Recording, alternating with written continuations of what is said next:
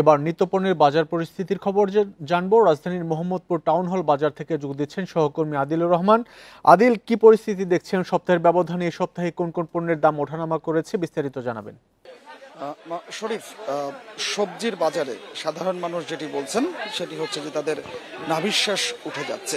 আমি যদি আপনাকে বলি যে সবজির ক্ষেত্রে শুধু সবচেয়ে কম দামি সবজি হচ্ছে কাঁচা পেঁপে, যেটি বিক্রি হচ্ছে কেজিতে 30 টাকা, আর মিষ্টি কুমড়া 50 টাকা কেজি।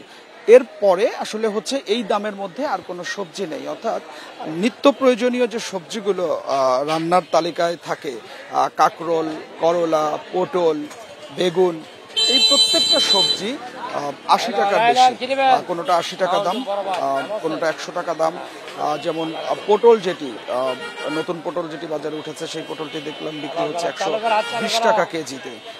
অন্যদিকে বেগুন বিক্রি হচ্ছে 100 টাকা, এবং একটি গোল বেগুন যেটি সেটি বিক্রি হচ্ছে 180 টাকা।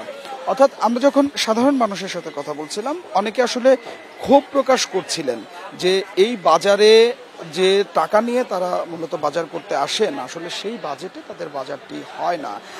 অনেক ক্ষেত্রে কেউ কেউ ক্ষোভ করছিলেন যে বাজার করার চেয়ে আসলে টাকা চিবিয়ে খাওয়া অনেক ভালো, মানে এমন ভাবে আসলে সাধারণ মানুষের ক্ষোভটা প্রকাশ করছেন এই নিত্যপণ্যের দামের ক্ষেত্রে। অন্যদিকে আমরা আজকে যদি দেখি যে ব্রয়লার মুরগি, সেটি গত সপ্তাহে বিক্রি হচ্ছিল 170 টাকা, এই সপ্তাহে বিক্রি হচ্ছে 180 টাকা।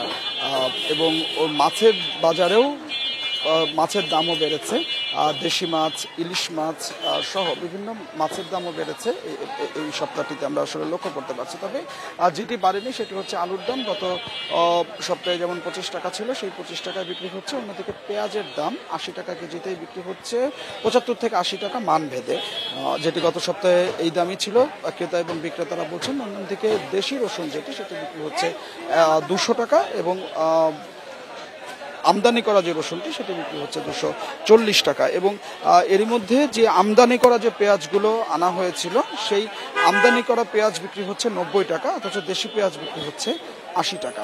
তো সব মিলিয়ে আসলে যেটি বলা যায়, সবজি সহ বেশ কিছু নিত্যপণ্যের দাম গত সপ্তাহের তুলনায় এই সপ্তাহে বেড়েছে, সেই খবর জানাচ্ছিলেন সহকর্মী আদিলুর রহমান।